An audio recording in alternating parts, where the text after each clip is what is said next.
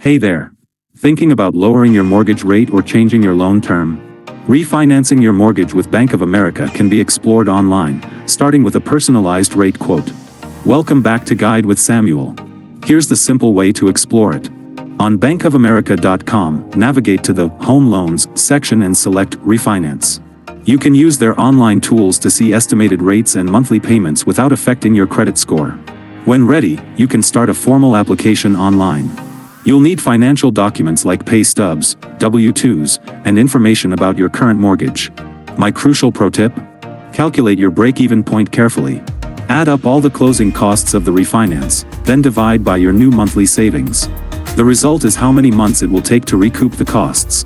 Only refinance if you plan to stay in the home well beyond that break-even point. That's how you make a data-driven decision on one of the biggest financial moves you can make. Are you considering refinancing to lower your payment, shorten your term, or tap equity? Let me know in the comments. For more guides on major financial decisions, subscribe. Thanks for watching. I'm Samuel, and I'll see you next time.